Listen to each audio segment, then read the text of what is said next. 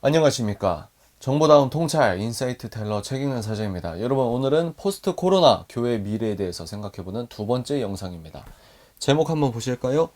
온라인 예배 성도 43%가 본교회 예배를 안 드렸다는 설문조사가 있습니다.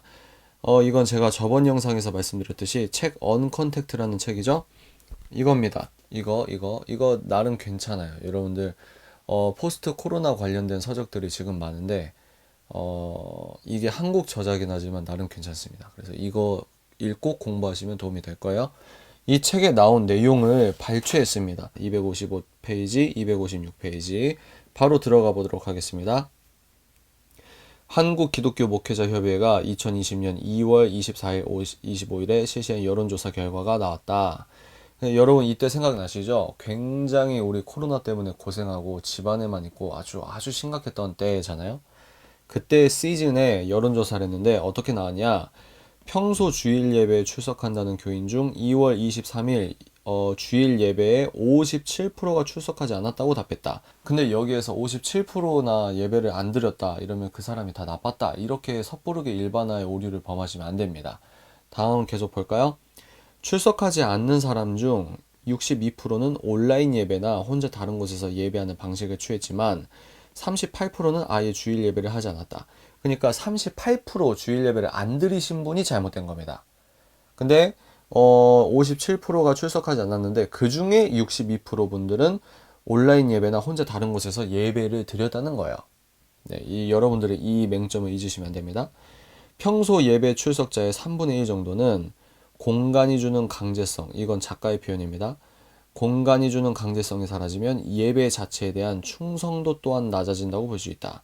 그러니까 예배 자체에 대한 충성도가 낮아졌다, 이렇게 하는 건 이 38%의 사람들이죠.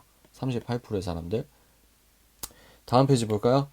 조사 내용을 더 자세히 들여다보면 온라인으로 예배를 받다는 교인 중 57%가 자신이 출석하는 교회 온라인 예배를 받고, 그러니까 우리가 생각할 때는 이게 당연하다고 생각을 하잖아요. 근데 57%는 본교회 인터넷 방송으로 본교회 설교를 듣고 본교회 예배를 드렸는데, 무려 43%나 되는 다른 성도님들은 다른 교회 예배를 드리거나, 이제 통계를 볼 거예요. 그러니까 본교회 예배를 안 드렸다는 겁니다. 이게 핵심이에요. 볼까요? 22%는 독자적으로 가정 예배 드리셨고, 15%는 자신이 출석하지 않는 타교회 온라인 예배를 받고, 12%는 혼자서 큐티했다. 그러니까 본교회와 자기가 다니는 본교회 온라인 예배 드린 분은 57%밖에 안 됐다. 나머지 43%는 독자적으로 가정 예배 드리시거나 타교회 온라인 예배 드리시거나 혼자서 큐티했다. 이게 의미하는 바가 많다는 겁니다. 보세요. 바로 나옵니다. 바로 이것이 가장 결정적 문제다. 오프라인 예배를 가지 않으면 출석교회에 대한 충성도가 떨어진다. 이거 되게 유의미한 부분입니다. 근데 이게 뭐냐? 헌금 수입에 직접적 타격이 된다는 거예요. 헌금 수입. 근데 이 뒷부분은 교회로서 오프라인 예배를 고수하려 할 수밖에 없다. 뭐 이거는 이제 작가의 개인적인 해석일 수도 있고, 실제로 또 목사님들의 어떤 고민일 수도 있고, 우리 교회, 한국의 교회가 얼마나 많습니까? 다 재정적으로 건강한 교회만 있는 게 아니잖아요. 하여튼 그렇습니다. 근데 이제 뒷부분은, 이 부분은 작가의 해석이에요. 근데 헌금 수입에 직접적 타격이 된다? 이거는 팩트입니다. 이게 팩트예요. 이게 중요하다는 거예요. 그래서 헌금 얘기하면은 뭐 믿음 안 좋은 것 같이 어디서 그런 얘기를 하냐, 하나님께 기도하면 다 된다, 이것처럼 추상적인 접근 방법이 없다는 겁니다. 이건 아무런 도움이 안 돼요. 그러면 성경에 답이 있고 기도만 하면 되면은, 기도를 하면 하나님 다 들어주신다, 이런 아주 추상적인 그런 문맥은 물론 그 말이 가장 제일 맞는 정답이죠. 근데 하나님께 기도를 해? 그러면 하나님께 우리가 기도하면은 한국에 있는 모든 교회가 재정적 타격을 아무 교회도 받지 않습니까? 아무 교회도 파산하지 않습니까? 아니라는 거예요. 그런 것들, 그런 추상적 접근 방법은 나중에 제가 결론 부분에 말씀드릴 텐데 건강한 유추는 아니다. 저는 그렇게 생각합니다. 이제 이 짧은 발췌문이에요. 종교의 포스트 코로나 시대에 종교가 어떻게 될 것이다, 이렇게 판단하는 거에서 개신교에 해당하는 내용만 제가 발췌를 했거든요. 이거에 대한 결론을 보도록 하겠습니다. 앞에 발췌 내용을 통해서 제가 내리는 결론입니다. 첫 번째, 코로나 이후에 종교인들, 이 종교인은 불교, 천주교, 뭐 기독교 다 포함입니다. 종교인들의 양적 수가 줄어드는 건 피할 수 없는 사실이다. 이거는 받아들여야 돼요. 이 현실을 받아들여야 그 다음 솔루션을 유의미하게 낼 수 있는 겁니다. 두 번째, 등록교회, 그리고 그 교회 담임 목사님이겠죠? 그거에 대한 충성도가 약화된다. 이게 좀 중요한 부분이라고 생각합니다. 유튜브에 이제 설교를 우리 교회도 유튜브에 올렸어. 이건 무슨 의미냐면 설교를 좀 죄송한 표현입니다만 설교도 하나의 어떤 종교 컨텐츠라고 한다면 유튜브에 설교를 올린다? 그러면 설교가 얼마나 많겠습니까? 그러니까 FTA처럼 맨주먹 싸움이라고 하잖아요. 무역 가운데 이제 자기 국가 보호 무역이 아니라 FTA는 그냥 글러브로 끼고 이렇게 룰을 지키면서 하는 게 아니라 힘센 놈, 약한 놈, 체급 차이 없이 그냥 맨주먹으로 싸운다. 이게 이제 FTA 무역을 이제 자극적인 설명이지만 이해가 되기 쉽게 설명하는 부분이라고 생각합니다. 근데 이걸 이제 설교도 하나의 컨텐츠라고 한다면 이건 역시 성도 입장에선 그러면 컨텐츠라고 하면은 설교를 보는 우리들은 성도이기도 하지만 소비자일 수도 있잖아요. 이렇게 변환해서 생각할 수도 있다는 겁니다. 그러면 본인의 교회 목사님 설교만 듣느냐? 아니라는 겁니다. 우리가 물리적인 공간, 내가 다니는 교회에 물리적으로 갈 때는 그 교회에서 예배를 드리죠. 왜? 우리 몸뚱아리는 하나니까. 근데 온라인으로 예배 드리면 아니 하나님께 똑같은 동일한 하나님이신데 이게 왜 다른 교회 예배 한번 드려볼까? 아니면 또 유튜브 알고리즘에 한국의 대표적인 대형 교회 실시간 예배 추천으로 다다다 뜨잖아요. 그러면 아 이거 한번 드려볼까? 저거 한번 드려볼까? 이럴 수도 있고 그러니까 몸뚱아리가 하나니까 이 교회에서 한 번 예배 드리고 이 교회에서만 예배 드리는 게 가능했다면 가상현실 온라인 세계에서는 그 개념 자체가 달라지기 때문에 이게 좀 접근 방식이 다르다. 그 말은 뭐냐? 이게 수개월 동안 진행되면 예전처럼 내 본교회를 생각할 수가 없다는 겁니다. 근데 이거는 종교적인 문제뿐만이 아니라는 거예요. 학교나 또 사업체나 아니면 뭐 국가기관이나 똑같아요. 이게 포스트 코로나 관련 분석 책들을 여러분들이 읽으셔야 된다는 게 뭐냐면 이미 우리가 약 근 6개월 동안 마스크 쓰고 돌아다니고 이거 작년 12월까지만 해도 여러분 상상하셨나요? 전혀 상상하지 못한 걸 6개월 동안 경험했고 대기업을 필두로 지금 기업 문화 자체가 뜯어 고쳐지고 있단 말입니다. 이 리스크를 줄이려고 더 어떤 산업의 전산, 뭐 전자, 로봇을 투여하는 어떤 속도가 빨라지고 전염병이 있어도 공장 생산 라인에 타격을 안 받게 이런 것들 있죠. 그러니까 대기업이 그렇게 가면 중소기업은 줄줄이 따라간단 말입니다. 그러면 그렇게 뭐 재택근무도 활성화되고 이래버리면 그거에 따라서 사람들의 도미노처럼 그 다음 생활 반경도 생활 형식도 다 바뀐다는 거야. 이게 중요하다는 겁니다. 우리의 라이프 스타일이 더욱더 가속화되어서 빨라지게 변한다. 어떻게? 언컨택 문화로 느슨한 연대가 더 확대된다. 거기서 가장 피해보는 게 종교기도 하지만 종교뿐만 아니라 여러 가지가 있다. 그러니까 그 중에 설교도 하나의 컨텐츠라고 한다면 예전에는 내 교회만 갔는데 이제 이 개념이 아니라는 겁니다. 충성도가 약해지는 거죠. 여간 세 번째, 본질에 충실한 교회적 실력을 갖춘 교회에게 쏠림 현상이 일어날 수 있다. 그러니까 성장과 도태의 양극화라고 제가 했는데요. 꼭 이제 성도님들이 은혜 받았다 이런 것들이 다 좋다고 말은 못하죠. 성도의 어떤 세속화가 진행이 됐다면 설교가 좋다고 판단하는 나 자신도 혼탁할 수 있으니까. 근데 그렇다고 해서 성도님들이 다 이렇게 어느 정도 유튜브에 이렇게 다 똑같이 공개되잖아요. 그러면 이 설교 참 좋다라고 만약에 몰린다? 그러면 나름의 이유가 있다는 겁니다. 세속화된 성도들이 몰릴 수도 있고 신본주의를 흠양하는 사람들이 몰릴 수도 있고 그러니까 몰린다는 거 대중성 자체는 의미가 있다는 거예요. 유의미하다는 겁니다. 그게 선하든 악하든 그건 이제 본인의 판단이고 근데 이렇게 몰리면 나머지 이제 색채가 뚜렷하지 않거나 어떤 뭐 홍보가 미숙하거나 뭐 어떤 이게 참 분석하기가 애매한 게 목사님 또 영성 뭐 종교 복음 이런 부분이니까 제가 막 낱낱이 다 이렇게 분석해 드릴 수는 없겠지만 여러분들 문맥상 의미를 통해서 어떤 의미인지 아실 거라고 유추합니다. 그래서 그런 부분에서 성장과 도태, 교회도 양극화 현상이 심화될 수 있다.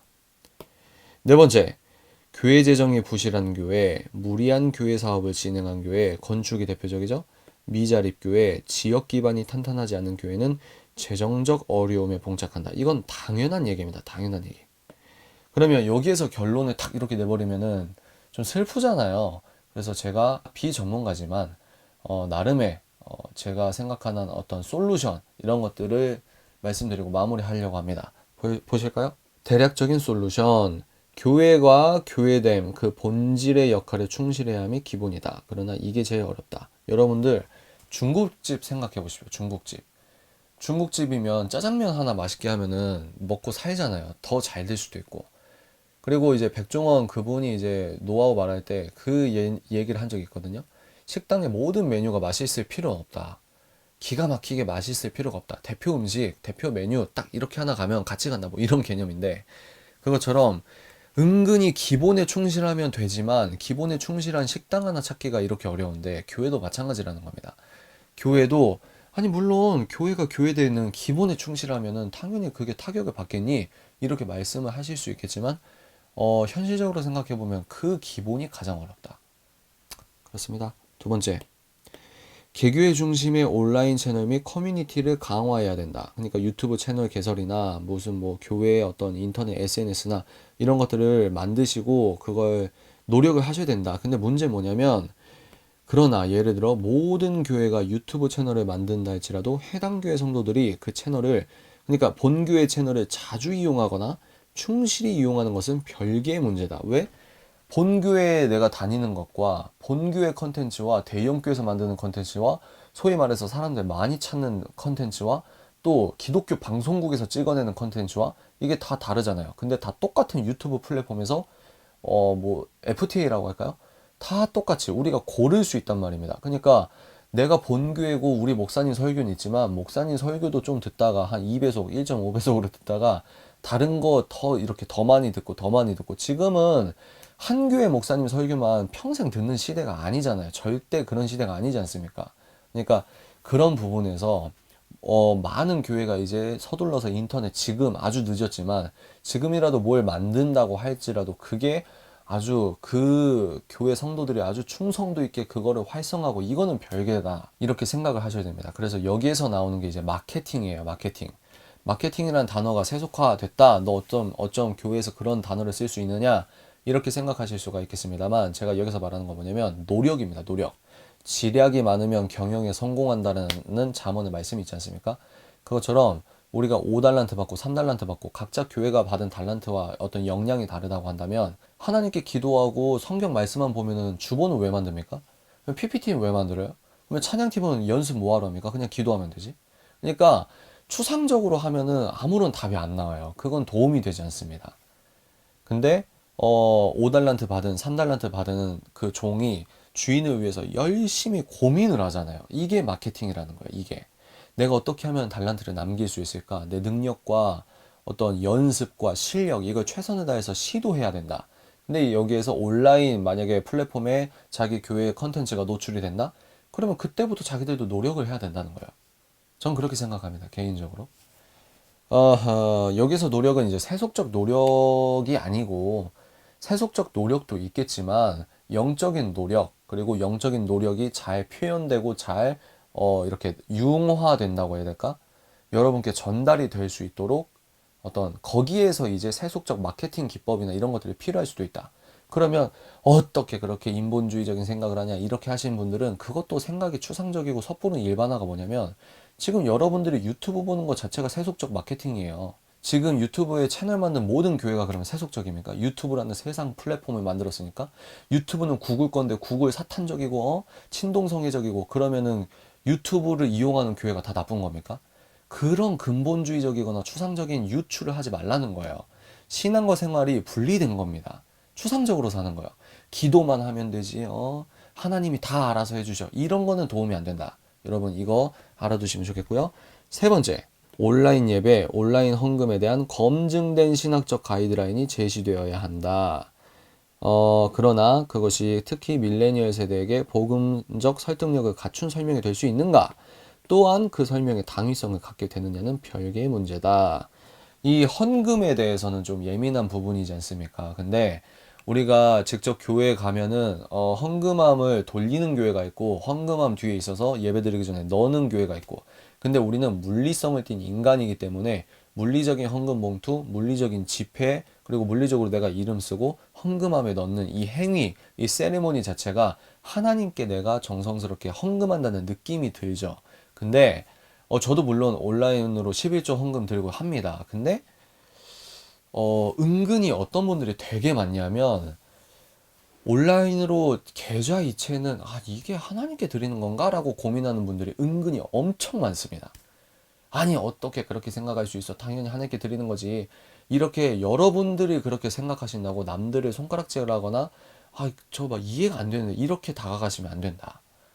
그런 분들이 은근히 많다. 그러니까 이거에 대한 신학적 토대가 있어야 되고, 그리고 우리가 온라인으로 예배를 드리고 온라인으로 헌금 드리는 거 이런 것도 굉장히 자연스러운 거다라고 검증된 신학적인 이야기가 있어야 되고, 우리도 거기에서 이제 경험, 영적인 경험이라고 할까요? 이런 것들을 하면서 예배의 어떤 형태의 지평이 건강하게 넓어져야 된다. 이렇게 생각합니다. 그러니까 간혹 보면은 온라인 예배는 엄청 욕하는데 온라인 헌금은 부추기는 사람들이 있어. 이런 것처럼 웃긴 게 어디 있습니까? 그러니까 저는 비전문가니까 신학을 정통적으로 공부하신 전문가분들이 검증된 가이드라인을 제시해 주는 게 어떨까? 그리고 뭐 당회장 목사님도 건강하게 이렇게 교회 성도들에게 이렇게 설명해 줄 수도 있겠고. 근데 문제는 뭐냐면 우리 담임 목사님은 저 얘기하는데 유튜브에서 더 공부 많이 했다고 더 검증된 것처럼 보이는 저 사람은 신학자나 목사님은 다른 얘기한다. 여기에서 이제 어떤 당회장의 어떤 목회 권위가 떨어질 수도 있고 성도의 충성도가 예전 같지 않을 수 있다. 지금은 이런 시대인데 이걸 가속화하는 게 보다 포스트 코로나라는 거다. 코로나 전염병. 근데 이거는 한국만의 문제가 아닙니다. 지금 전 세계적인 문제예요. 그래서 이슬람 국가들도 뭐 처음으로 이슬람 예배 뭐라고 해야 되지? 걔네들도 그거 코로나 때문에 막 막기도 하고 뭐 불교도 또 막기도 하고 천주교도 막 처음으로 어떻게 했다 이런 게 있잖아요. 그러니까 우리가 이런 전반적인 세상이 지금 매우 급속도로 바뀌고 있구나. 이 급속도로 바뀌고 있는 이유에 대해서 여러분들이 마라나타 신앙관을 갖고 건강하게 생각을 하고 유추를 하실 필요가 있다. 이렇게 생각합니다. 네 번째, 마지막입니다. 암울한 상황이지만 믿음의 의인 한 명의 기도. 이거는 오늘 제가 설교에서 들은 거예요. 한 교회 기도에 부흥의 티핑 포인트가 찾아올 수 있다. 이게 우리가 생각하는 이제 가장 보편적인 복음의 방법이라고 생각합니다. 의인의 기도, 믿음의 의인의 눈물, 뭐 믿음의 교회의 어떤 결단과 어떤 뭐 성령 폭발 이런 게 이제 부흥의 티핑 포인트가 될 수 있다. 이거는 우리가 쉽게 유추할 수 있는 부분이죠. 그리고 그게 가장 우리가 원색적으로 복음의 원색적으로 하나님께 바라는 부분일 수 있고 그래서 이런 것들을 생각을 해봤다. 이런 것들 생각을 해봤다. 지금 성도분들은 잘 모르실 텐데 실질적으로 교회를 경영하시는 목사님들에게 이게 피부에 와닿는 문제입니다. 피부에 와닿는 문제. 그러면 아이고 세속적이다 이렇게 하시는 분들은 이제 본인의 영업장 뭐 사업을 하시건 자영업 하시건 회사 다니시건 본인의 한 달 수익이 이제 딱 꺾이기 시작하면 본인도 이제 그때 아이고 코로나 이거 어떻게 되냐 이거란 말이죠. 이거란 말이죠. 그래서 여러분들이 성숙하게 교회 생존에 대해서도 성도님들이 그렇게 생각을 해주셔야 된다. 그리고 두 번째는 지금 한국에서 해마다 배출되는 신학원 졸업생 수가 어마어마합니다. 전 세계에서 가장 많을걸요? 제가 알기론. 미국에 있는 신학원, 신학교를 한국 애들이 먹여 살린다. 이런 우스갯소리도 있어요. 근데, 신학원생분들이 취업난이 엄청 심각한 문제입니다. 근데 똑같은 거예요. 편의점 알바 쓰다가 코로나 때문에 손님 떨어져서 식당 알바 자르고 직원 자르고 똑같아요. 교회도 이게 교회 재정이 탄탄하지 않거나 이런 무리한 사업으로 뭐 이렇게 막 휘청거리는 은행에 건축 원금이랑 이자 내느라 허덕이는 뭐 이런 거 있잖아요. 그런 교회들은 사역자분들 생계비 월급을 지급할 수 있겠습니까? 그리고 새로운 전도사님을 뽑을 수 있겠습니까? 근데 막 1년 끝날 때마다 계속 신학원 졸업생들은 목사님 안수받고 계속 쏟아져 나온단 말입니다. 이게 엄청 심각한 문제예요. 근데 코로나까지 터졌다. 근데 우리의 당면한 문제도 있지만 우리 집보다 중요한 게 교회인 부분이 있잖아요.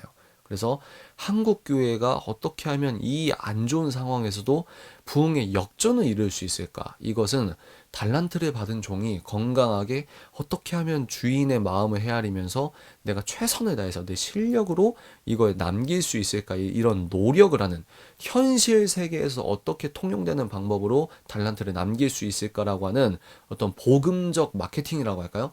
이 노력이 동반되어야 한다. 플러스 이것도 저것도 결국은 성령 충만이다. 하나님 아버지의 마음을 알려고 하는 그 나라와 하나님의 나라와 의를 위해 기도하는 신본주의 성도들의 눈물 어린 기도와 아주 막 그 있잖아요. 주여 삼창 한국만의 기도 문화, 자랑스러운 기도 문화 있지 않습니까? 주님께 매달리는 거죠. 매달리면서 동시에 우리가 그런 노력과 생각도 열심히 해봐야 된다. 저는 이렇게 생각을 합니다. 그러나 여러분, 시대가 아무리 어려워도 낭중지추라고 하지 않습니까? 준비된 분들이 있습니다. 하나님께서 부르신 분들이, 사명자들이 있어요. 그런 분들은 이제 드러나기 시작할 겁니다. 저는 그렇게 생각합니다. 그래서 그분들 혹시 영상을 보시면 유튜브를 용기 있게 시작하셔도 되고, 또 인스타그램을 쓰셔도 되고, 페이스북 쓰셔도 되고, 여러분들이 갖고 있는 건강한 신앙관, 그리고 하나님의 방식으로 고통으로 연단된, 고통으로 훈련된 믿음의 사명자분들, 타협하지 마시고 힘드셔도 끝까지 그 외로운 길을 고집하시고 고수하시고 필요한 복음, 하나님께서 준비하신 모양대로 복음을 선포해 주십시오.